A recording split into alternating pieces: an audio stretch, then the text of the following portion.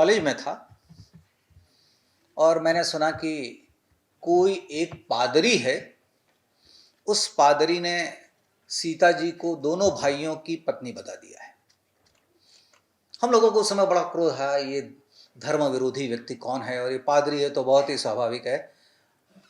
अब जाकर समझ में आया कि वो पादरी और कोई नहीं, डॉक्टर फादर कामिल बुल्के, जिन्होंने रामायण पर सबसे बड़ा काम इस देश में किया। और अलग अलग कहानियों में क्या क्या लिखा गया, जैसे हिमाचल प्रदेश में आप जाएंगे तो वहां पॉलीएंड्री भी है, पॉलीगेमी भी है। उन्होंने अपने समाज की दृष्टि से राम की पत्नियों की संख्या दी है। सो मेरे कहने का तात्पर्य दोस्तों, मैं ये आपसे इसलिए कह रहा था, हम उस युग में जा चुके हैं जहां 17,500 किलोमीटर की गति से एक कैप्सूल पृथ्वी के ऊपर जाता है। 17,500 किलोमीटर प्रति घंटा, और वो डॉकिंग करता है दूसरे अर्थ स्टेशन के साथ, दूसरे एक अंतरिक्ष में एक दूसरा यान है जो चल रहा है उसी गति से। एक व्यक्ति उस यान से दूसरे यान में आता है, और हम लोग अभी भी दकियानुसी बातें सुनते हैं, कैंसर इससे ठीक हो जाता है, ये किया तो ये हो जाता है। कई बाबाएं आपको कई तरह के आश्वासन देते हैं। मुझे ये कहना है कि आप किसी भी स्ट्रीम में क्यों ना हो, कोई आर्ट में हो, कोई कॉमर्स में हो, कोई टेक्नोलॉजी में हो, विज्ञान से बड़ा। और मैं एक अपनी बात जो कह के ख़त्म करूंगा, मैं जब कॉलेज में पढ़ता था तो हमारे एक टीचर थे डॉक्टर अमलाड़ी, फार्माकोलॉजी पढ़ाते थे। पहली क्लास में सब हम लोग आपकी तरह ही 17-18 साल के थे और सब डॉक्टर बनने वाले थे। तो एक तो थोड़ा ईगो भी होता ना कि ना आई एम सेटल्ड, तो मैं यहाँ से निकलूंगा तो डॉक्टर बन के ही निकलूंगा। तो उन्होंने हम लोगों को एक चित्र दिखाया। चित्र काल्पनिक है। चित्र यह है कि महात्मा गांधी माइक्रोस्कोप लेकर माइक्रोस्कोप से देख रहे हैं, और नीचे जो किताब खुली हुई है वो है गीता। तो उन्होंने चित्र सबको दिखाया कि हाँ यस, बताओ आपने क्या समझा। अब मैं आपके सामने, जवान बच्चों के सामने वही चित्र रख रहा हूं कि महात्मा गांधी गीता को माइक्रोस्कोप से देख रहे हैं, क्या कह रहा है चित्रकार। तो हम लोग बदमाश थे ना, तो हमारा एक, मुझे नाम भी याद है, मिलो फारिया नाम का मेरा मित्र, अभी यूएसए में है। वो कहता कुछ नहीं सर, बुढ़ा नाटक कर रहा है। जितने व्यक्तियों के भाव होते हैं सब तरह के भाव आए। उसके बाद जो उत्तर था वो उत्तर ये था कि इस चित्रकार का एक ही कहना है, आप सब यहाँ से डॉक्टर बन के, यानी विज्ञान के विद्यार्थी हैं, आप यहाँ से वैज्ञानिक बन के निकलेंगे। नहीं कोई बात नहीं, वो शंखों की हम लोग को आदत है। गांधी जी ये चित्र ये बता रहा है कि हम हिंदुओं के लिए या पूरी मानव सभ्यता के लिए जो सबसे पवित्र ग्रंथ है वो है गीता। इससे महान ग्रंथ नहीं है। आपको ये पढ़ाया जाता है, और आपको ये पढ़ाया जाता है इसलिए आप इसको मान लेते हैं, लेकिन जब तक आप उसको माइक्रोस्कोप से एग्जामिन न कर लें कोई बात मत मानिएगा। ये मुझ पर अक्सर नाराज होती रहती है कि मैं अजीब अजीब सी बातें करता हूँ। मैं अजीब सी बातें इसीलिए करता हूँ कि वहीं से कोई उत्तर आएगा। जब तक हम एब्सर्ड, कई बार आपने सुना होगा कि जब तक आपकी आइडिया बहुत एब्सर्ड नहीं है, मूर्खता भरी नहीं है, तब तक वो आइडिया बहुत ग्रेट। किसी भी काल में जब न्यूटन के सर पर सेब गिरा तो आप और मैं तो तुरंत खा लेते, बिना मेहनत के मिल गया है ना। और देखो एक पागल आदमी सोचने लग गया कि ये मेरे नीचे ही क्यों गिरा, ऊपर क्यों नहीं गया।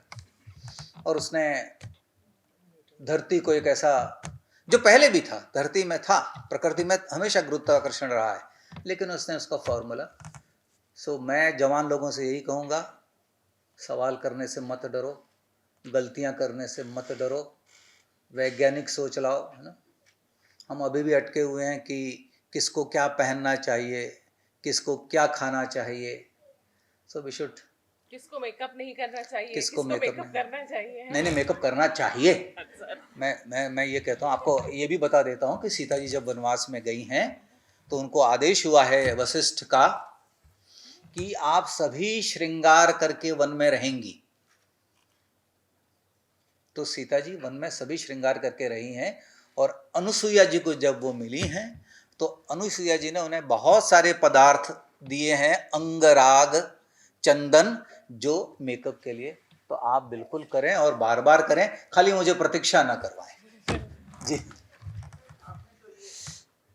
अभी ना कुछ हाँ, मैं इसी चर्चा को थोड़ा मैं तो छात्रों से उसको चुनौती दे रहा हूँ, वो पूछ ही नहीं रहे। छात्रों के लिए काम मैं आसान कर देती हूँ, तो उनको प्रश्न भी मिलेंगे। क्योंकि जब हमें पता चला था ये सत्र करना है, तो मैंने चंद्रप्रकाश जी से पूछा था कि चर्चा कैसे करेंगे। तो उन्होंने कहा था कि युवा वहाँ बैठे हैं, वो खुद ही अपने प्रश्न पूछेंगे, और मुझे ये भी पता था कि इसके लिए मुझे कोई प्रिपरेशन करने की जरूरत नहीं पड़ेगी, क्योंकि आप जब बोलेंगे तो सब वैसे ही सुनेंगे। लेकिन क्योंकि बात हम फिल्मों की कर रहे थे और आपने भी एक प्रश्न पूछा और आपने जो उत्तर दिया, मैं उसी से एक प्रश्न आपसे करना चाहती हूँ।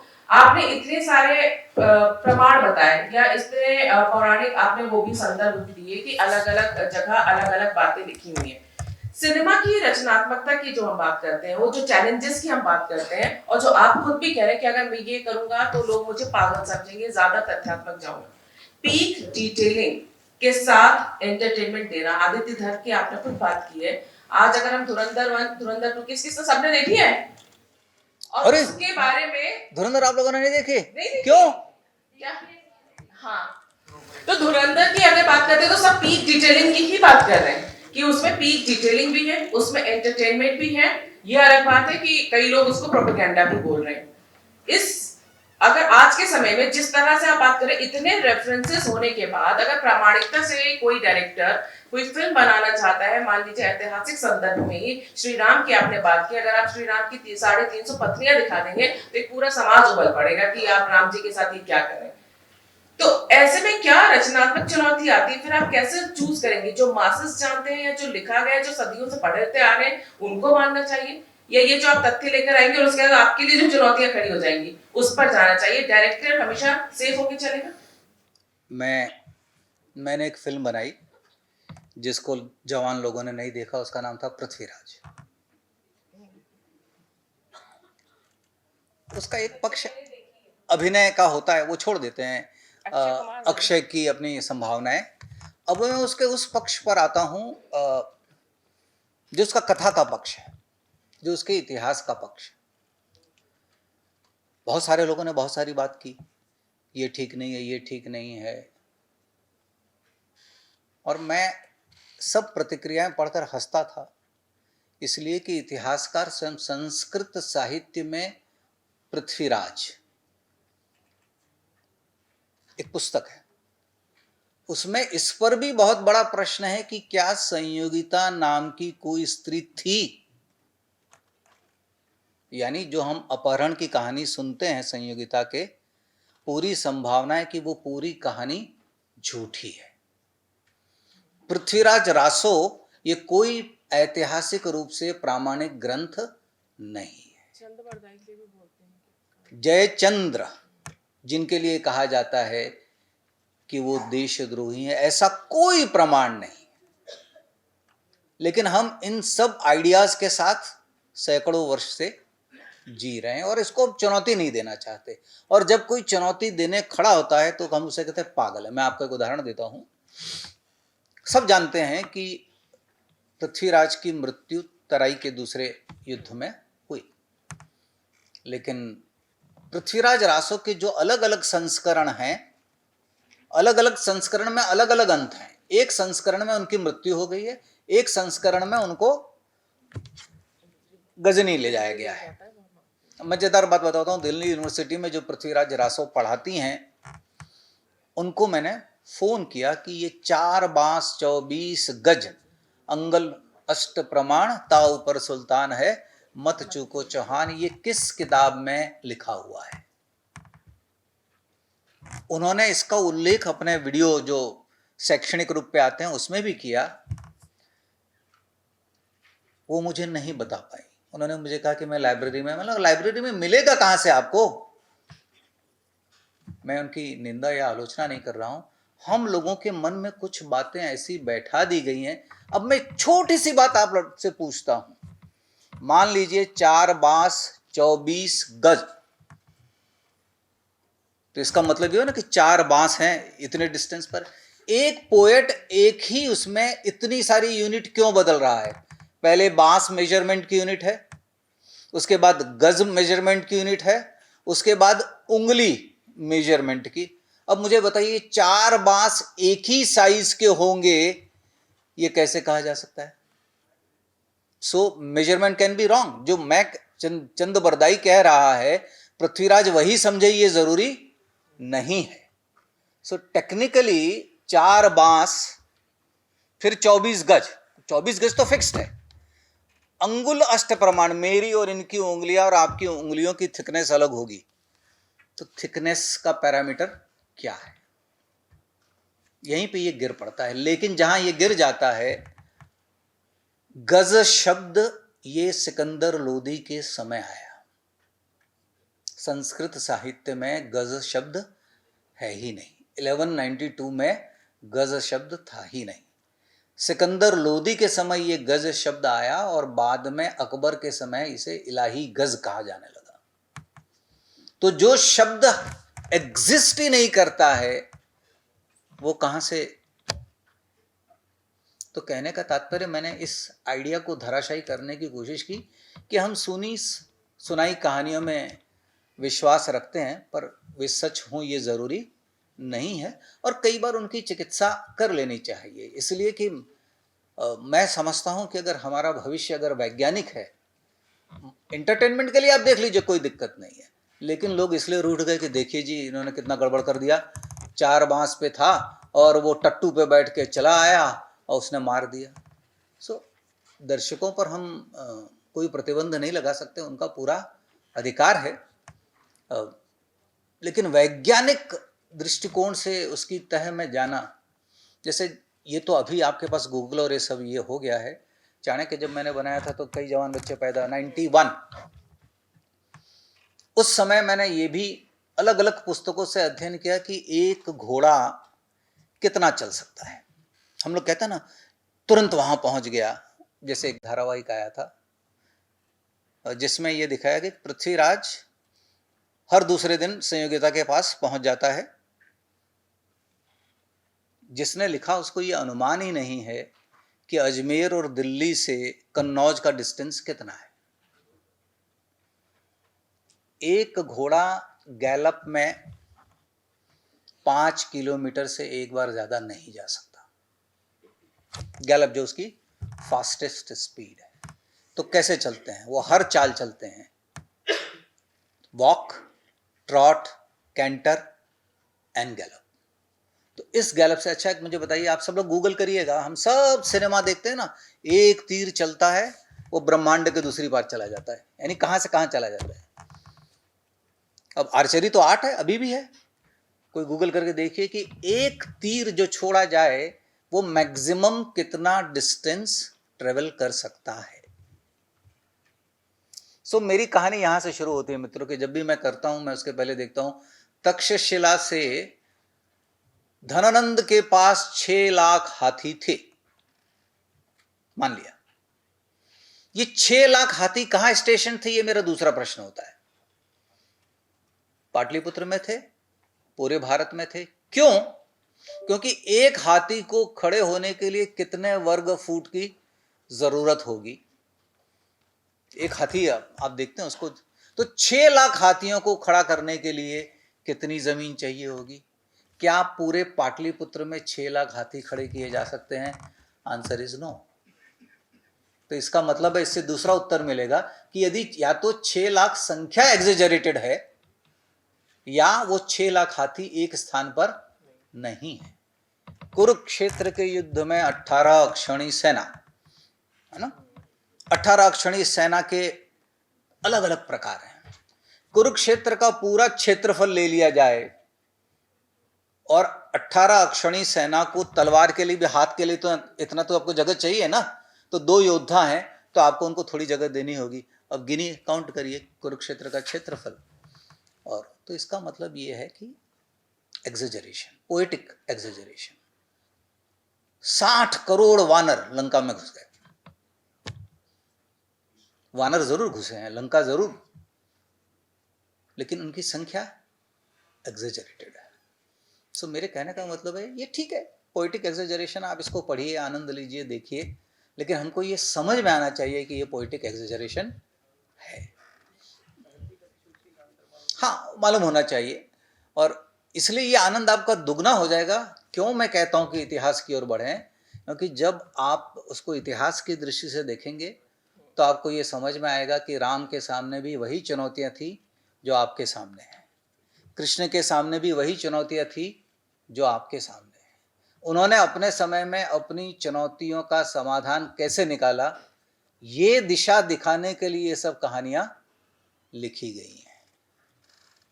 कई बार मुझे लोग कहते हैं कि भगवान राम के नाम से चमत्कार होता है। बिल्कुल होता है, लेकिन नाम लेने से नहीं, उनके मूल्यों को जीवन में उतारने से चमत्कार होता है।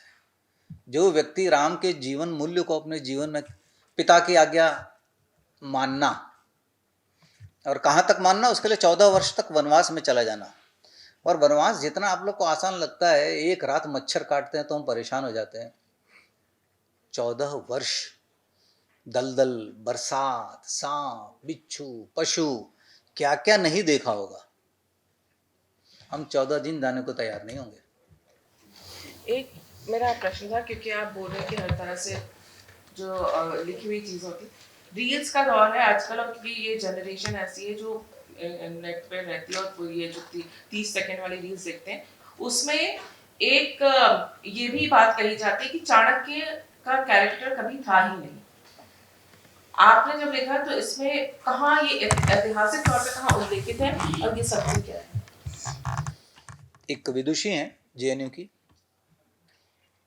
उन्होंने ये कहा था, और मुझे किसी ने फ़ोन करके कहा कि डॉक्टर साहब इसका रिजॉइंडर दो, यानी इनका उत्तर दीजिए। मैंने कहा देखिए, कोई समझदार आदमी बात करे तो मैं उत्तर दे सकता हूँ, मूर्खता का उत्तर सिर्फ मूर्खता हो सकती है, मैं वो नहीं करना चाहता। और चाणक्य का उल्लेख वो जिस आधार पर बात कर रही हैं, विद्वान हैं, उसका कोई आधार नहीं है। तो जिस किसी दिन हम लोग एक बैठक करेंगे ना कि चाणक्य की ऐतिहासिकता, उस दिन उनको भी आमंत्रित करेंगे कि देखिए, जरूरी है, क्योंकि ये जो आप बात कर रहे हैं ना, प्रोपेगेंडा वाली जो बात होती है ना, उसको कैंसिल करना, किसी एक ऐसे कैरेक्टर को जिसे बहुत माना जाता है, जिनकी सूक्तियों को लोग उतारते हैं अपने जीवन में, उसको कैंसिल कर देने का ये जो चलन है ना, उसके लिए आवश्यक है कि आप जैसे लोग इन तथ्यों को सामने रखें। तृप्ति जी, मैं तो सब चीज़ों को सवाल इसलिए करने लगा हूँ क्योंकि आप मेरी बात से सहमत होंगे। चैट जीपीटी से एक ही सवाल 4 बार करिए, चारों बार उत्तर अलग अलग आता है। क्लाउड से, फिएस्टा से, तो जब हमारे समय के अपने उत्तर वो हर बार अलग अलग देता है, जिसको हम विश्वसनीयता से मानते हैं, तो वे कहानियाँ जो हजारों साल पहले हुई हैं, उसमें हम कितना सच है कितना झूठ है, तो हम लोग एक क्रॉस रेफरेंस, वो कहते हैं कि चाणक्य नहीं था, हम लोग तो मानते ही नहीं कि अलेक्जेंडर भी आया है। एक ऐसी भी स्कूल है, पुराणों में कहीं भी अलेक्जेंडर का नाम नहीं है। जैसे वो कहती हैं कि इंडिका में, जो इनकम्प्लीट है, या ग्रीक इतिहास में कहीं भी चाणक्य का नाम नहीं है, तो वैसे ही पुराणों में कहीं भी अलेक्जेंडर का नाम नहीं है। हम ग्रीक इतिहास को मान लें, भारतीय पुराण को ना माने। अब सर विलियम जोन्स, जिन्होंने पहली बार सेंड्रोकॉटस, ये भारतीय इतिहास का चंद्रगुप्त है, ये अगर हम मानना अस्वीकार कर दें तो हमारा कोई इतिहास के साथ लिंक नहीं है। जहाँ से हम लोग भारत के इतिहास को लिखते हैं वो इसी वजह से कि ये सेंड्रोकॉटस जो है ये चंद्रगुप्त है। लेकिन मैं एक दूसरी गूगली आपको देता हूँ, शशिगुप्त नाम का भी एक व्यक्ति है। तो शशिगुप्त और चंद्रगुप्त दोनों का अर्थ एक ही है। इज इट नॉट पॉसिबल कि ये सेंड्रोकॉटस शशिगुप्त हो, चंद्रगुप्त ही क्यों है? ये अखाड़ेबाजी है, तो कोई नहीं मानता, उनको गंभीरता से नहीं लेता। और मेरा ये मानना है, अब आप चाणक्य को माने ना माने, मैं तो सीरियल बना चुका हूँ।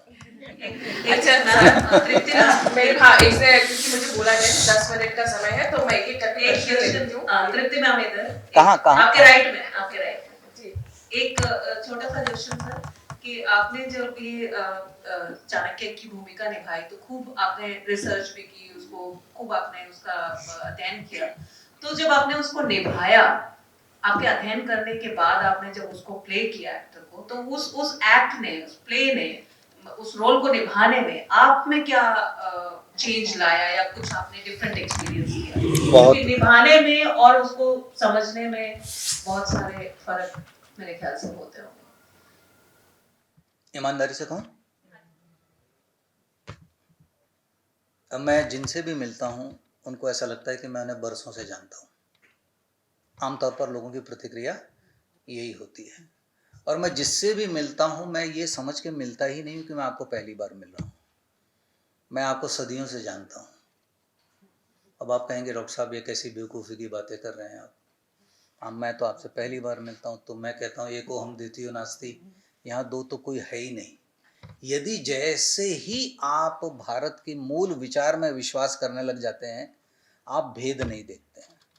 तो जो सबसे पहली बात मैंने सीखी, किसी से भी जब मैं मिलता हूँ मैं बहुत सहज रहता हूँ। मैं प्रतीक्षा नहीं करता कि कोई मेरी ओर आए, मैं पहुँच जाता हूँ। जी आपका नाम क्या है, शुरू हो जाता हूँ। दूसरा, निर्भय।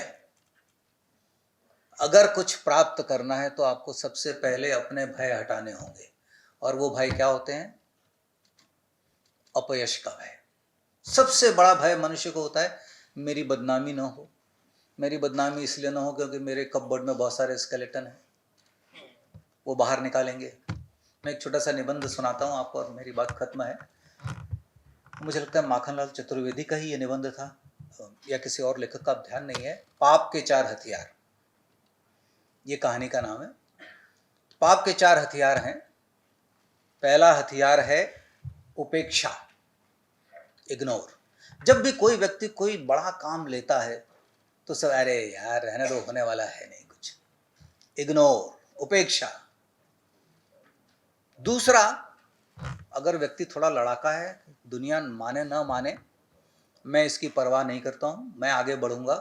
थोड़ा आगे बढ़ा तो पाप जो है, यानी व्यक्तियों के मन में जो दुष्टता है, उसके मन में दूसरा विचार आता है, यार उपेक्षा करने पे भी ये रुका नहीं तो अब इसकी निंदा करो। दूसरा हथियार है निंदा। निंदा यानी कि अरे डॉक्टर साहब बात कर रहे हैं, उनका अतीत आपको पता है, क्या करते थे वहां पे, उस यूनिवर्सिटी में उन्होंने क्या किया था, और पता है वो महिला होगी तो वो पुरुष। अधिकतर लोग इससे डर जाते हैं कि मेरी अवमानना होगी, मेरा अपमान होगा, मेरा अपयश होगा।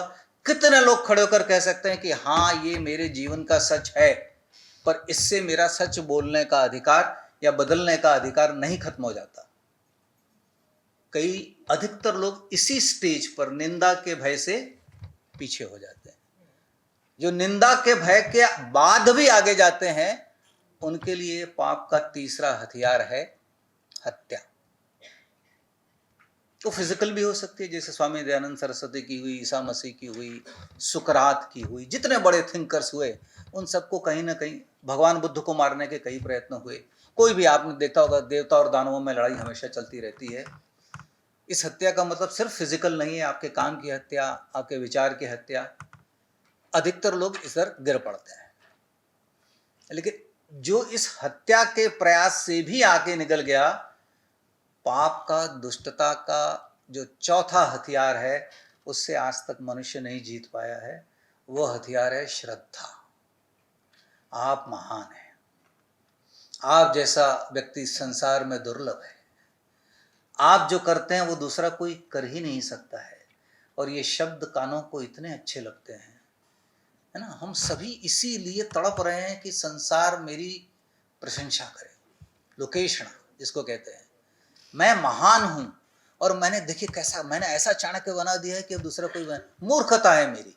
मुझसे बड़े वीर हैं, वो आएंगे और मुझे मात देंगे, तब तक मैं एंजॉय कर लूं अगर मैं एंजॉय करना चाहता हूं तो मेरे कहने का मतलब ये जो लोकेशना है, दुनिया मुझे जाने। पहली वो जो है वित्तेषणा, पैसे की चाह, कामेषणा, सुख, स्त्री सुख, पुरुष सुख की चाह, और तीसरी है लोकेशना, पूरी दुनिया मुझको जान ले, जहां जाऊं मेरी ही बात हो, केंद्र में मैं ही हूं। अंतरराष्ट्रीय संबंधों में अंशु जोशी का मुकाबला नहीं है, सिनेमा में चंद्र प्रकाश का मुकाबला नहीं है। ये सब सुनने के लिए हम परेशान होते हैं।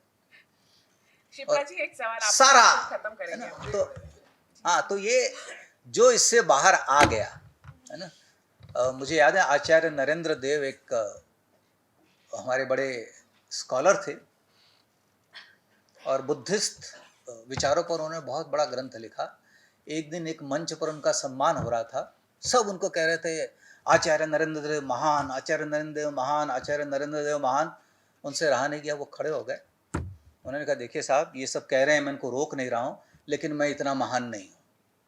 और स्वयं उन्होंने अपने दोषों को सबके, मैं आपको कहना नहीं चाहता, सबके सामने अपनी बात को स्वीकार किया। तो ये साहस रखना, चलो हम सब अपने अतीत के स्केलेटन की बात करें, आइए। सर, तो ये साहस आपको चाणक्य का रोल आपके बात हाँ, अधूरी कहीं छूट गई ना, तो जी, मैं वही आ रहा था कि ये साहस, कि मैं कई बार टेढ़े सवाल करता हूँ, और टेढ़े सवाल लोगों से नहीं, मैं इतिहास से करता हूँ, मैं अपने देवताओं से करता हूँ। छोटा सा है, वो मैं स्टूडेंट्स के एंगल से ज्यादा पूछ रहा हूँ कि जब आपने 30 वर्ष के रहे होंगे जब आपने चाणक्य बनाया, और हमारे स्कॉलर भी अधिकतर 28-30 साल की उम्र में रहते हैं, तो सर उसको बनाते हुए, डायरेक्ट करते हुए, कहानी लिखते हुए कि वो संवाद, वो सब चीजें वो उस भाषा में, उस लय में लिखी जाए जो आपके दर्शक तक या जहाँ तक आप पहुँचाना चाहते हैं पहुँच पाए। तो आपने बहुत पढ़ा होगा, मतलब वो कितना पढ़ा होगा, आप कितना पढ़ा हो, तो आपसे दिख भी रहा, उस वक्त कितना पढ़ा होगा? मैं एक अपनी पीठ भी कभी कभी थपथपा लेनी चाहिए। मैं बेचैन हो जाता हूँ अगर मैं नहीं पढ़ता हूँ तो। जैसे मैंने कहा कि मैंने पिछले 2 दिनों में यहाँ जो किताब बहुत पहले पढ़ी थी वो फिर पढ़ी, इसलिए कि मुझे उसकी ज़रूरत थी। अभी मुझे सब पॉइंट्स नोट करने थे कि सोने की लंका, सोने की लंका, सोने की लंका हम सब कहते हैं, लेकिन सोने की लंका की चारदीवारी किस रंग की थी? वाइट। सोने की लंका वाइट थी। सोना क्यों कहा जाता है? बिकॉज सो वाइट की जैसे ही सूर्य की रोशनी पड़ती है, पर हमने कभी वो नहीं सोचा, इसके लिए स्कॉलर के पास जाना पड़ता है। जैसे सोनार किला, जैसलमेर को सोनार किला क्यों कहते हैं? कोई सोना नहीं है, जैसी इस पर रोशनी पड़ती है। सो ये सब मैं दिन रात, और मैं नहीं पढ़ता हूँ तो अब जिसको कहते हैं ना, बेचैन हो जाता हूँ। और एक मज़ेदार बात आपको ज़रूर बताऊंगा कि ऐसा कभी मत मानिएगा कि जो आपने पढ़ा है वो अंतिम है। ये यात्रा हमेशा जारी रहती है। अभी भी मेरे हाथ में कोई पुस्तक अर्थशास्त्र पर लगती है तो मैं इसको फिर से देखता हूँ, क्योंकि जितनी बार आप पढ़ते हैं उतनी बार आपको नई चीज़ें, जैसे मैंने पहली बार रामायण पढ़ी तो मुझे समझ में नहीं आया। अब मैं आपको बताऊं कि अगर मैं राम को पेंटिंग करते दिखाऊं तो आप लोग क्या कहेंगे? इमेजिनेशन है। No, it is mentioned by Valmiki, he used to paint. संगीत, अगर मैं वीणा के साथ श्री राम को दिखाऊं गाते हुए, भूतल पर, वाल्मीकि के शब्द हैं, भूतल पर वो श्रेष्ठ गायक है। लेकिन ये सब चीजें हमने देखी नहीं, क्योंकि हम इतिहास को रिक्रिएट नहीं कर रहे थे, हम भाव को रिक्रिएट कर रहे थे, हम कथा को, और हमें जल्दी कहनी थी वो कथा। मतलब मैं, हमारी जो छोटी छोटी बच्चियां, उनको बताऊंगा कि वाल्मीकि रामायण इस क्यों महत्व की है। जब सीता जी वन में जा रही हैं, राम के साथ तैयार हुई हैं, यह प्रकरण आपको पता नहीं होगा, तब वशिष्ठ ने उसका विरोध किया है कि वनवास सिर्फ राम को दिया गया है, सीता को नहीं। सीता श्री राम की अर्धांगिनी है, अर्धांगिनी होने के नाते वो अयोध्या के सिंहासन पर बैठेगी। ये कल्पना हम लोगों के मन में किसी ने नहीं डाली कि वशिष्ठ ने कितनी सही और सच्ची बात की थी कि स्त्री का अधिकार ये है। यदि उस समय सीता जी ने ये स्वीकार कर लिया होता कि मैं अयोध्या पर शासन करूंगी, तो शायद हमारा भविष्य दूसरा हो सकता था। लेकिन उन्होंने स्वीकार किया कि मैं अपने व्यक्तिगत धर्म को स्वीकार करती हूँ, राम के पीछे चलना ये मेरा धर्म है उनको। और तब ये बात आती है, तब दशरथ, वशिष्ठ जो मैंने कहा कि सीता वन में सभी श्रृंगार सभी आभूषणों के साथ रहेगी, तब दशरथ ने अपने खजांची को, ट्रेजरर को, कोषाध्यक्ष को बुलाया है और उसे कहा है कि सीता जी को 14 वर्ष के लिए पर्याप्त वस्त्र और आभूषण दिए जाएं। तो अब ये हमारी बेटियां जो हैं यहाँ पे 14 वर्ष के लिए कितने टी शर्ट और जीन्स ले जाओगी, है ना, उसके लिए पेटी लगेगी ना, तो उस पेटिका का भी वर्णन है। हम लोग भूल जाते हैं कि लक्ष्मण ने वो उठा रखी है, लेकिन हमें किसी ने बताया नहीं। सो इस तरह के अनेकों प्रसंग हैं जो आपको पेशो पेश में डाल देते हैं। हमने उस कथा को सुनना ज्यादा पसंद किया, वह राम जो हमारे लिए सारे कष्ट खुद उठा ले। हमने उस राम को देखने की कोशिश नहीं की कि उसके काम में हम मदद करें। खैर, समय हो रहा है बस। शिप्रा जी क्योंकि लंबी बात हो जाएगी, मैं सिर्फ इसी बात पे टिप्पणी कर रही थी कि आपने कहा है कि साहित्य और इतिहास की जो बात है, तो कन्हैयालाल सेठिया राजस्थान के बड़े नामी कवि थे। उनकी कविता जो है वो महाराणा प्रताप पर है कि जैसे जब वो जंगल में रहे तो अरे खासरी रोटी जब बन मिलावड़ो ले खाने।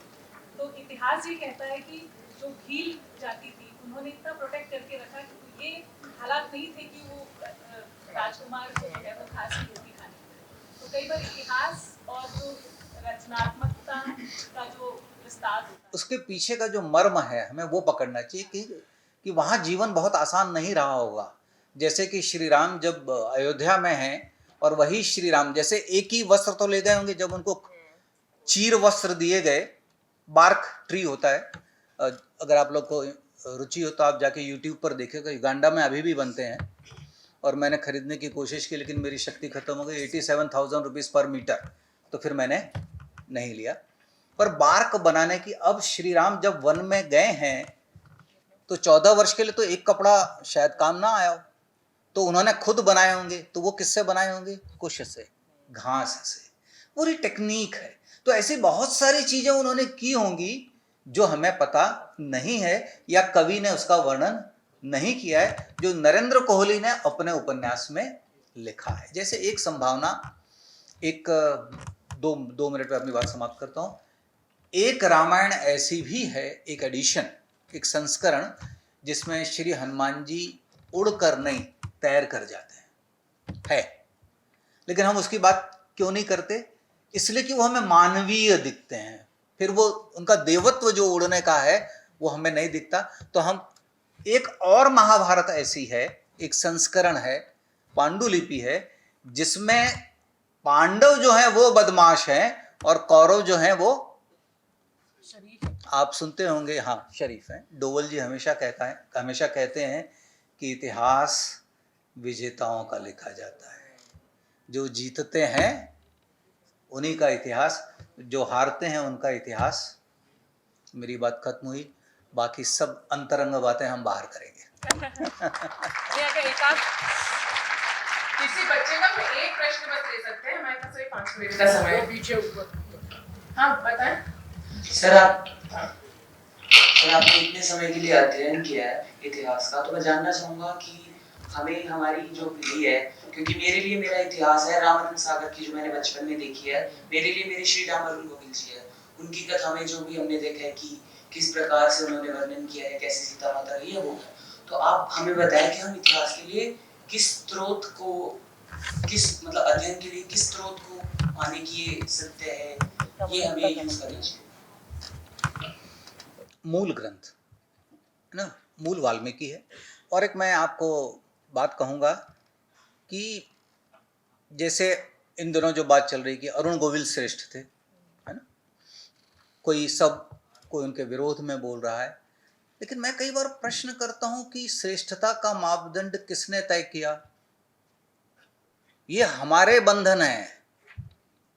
हमने अपने मन में तय कर लिया है कि अरुण जी ने जो किया वो श्रेष्ठ है, अब दूसरा जो कोई आएगा वो श्रेष्ठ नहीं होगा। अब मैं आपको एक बात बताता हूँ, आप सब स्टार्स की फिल्म देखने जाते हैं, कोई सलमान का फैन होगा, कोई शाहरुख का होगा, कोई अक्षय कुमार का होगा, लेकिन जब आप कहानी पढ़ते हैं तब देख रहे होते हैं कि इसमें कौन स्टार है। लेकिन जब फिल्म का चुनाव करते हैं, आप एक अच्छी कहानी सुनने जा रहे हैं, या मैं इसको कैसे समझाऊं, भगवान बुद्ध पर एक फिल्म बन रही थी, आशुतोष गोवारिकर जी बनाने वाले थे, किसी कारण से नहीं बन पाई।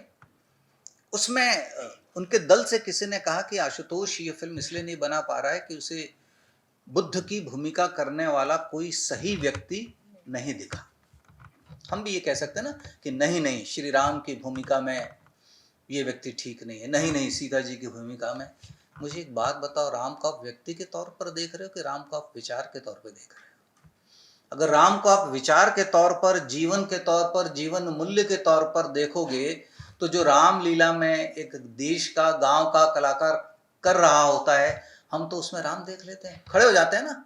मैं मुंबई का रहने वाला हूं, जहां कहीं रामलीला होती है मैं देखते रहता हूं और मुझे आनंद आता है। हम जानते हैं कि उसमें जो वानर है वो उछल कूद कर रहा है, हमें अच्छा लगता है, क्योंकि वहां हमारे मन में बंधन नहीं है, वहां हम जजमेंट की सीट पर नहीं बैठे हैं।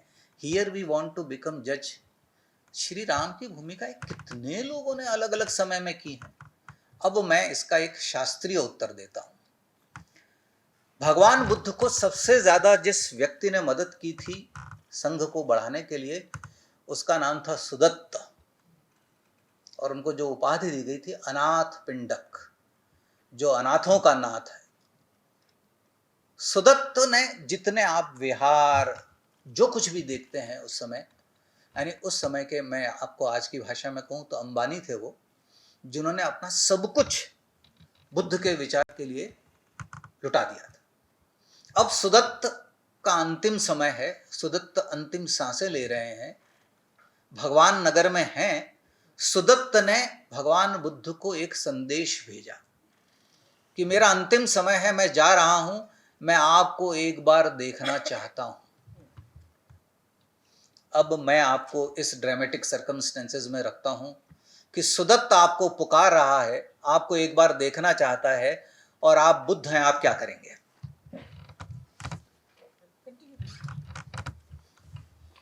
Any idea? हाँ या नहीं हो सकता ना, उत्तर दूसरा नहीं हो सकता है। जिस व्यक्ति ने जीवन भर बुद्ध के विचार के लिए काम किया, हजारों भिक्षुओं के लिए सब कुछ एकत्रित किया, जितने विहार बनाए, भगवान बुद्ध ने जाने से मना कर दिया। और क्या कहा?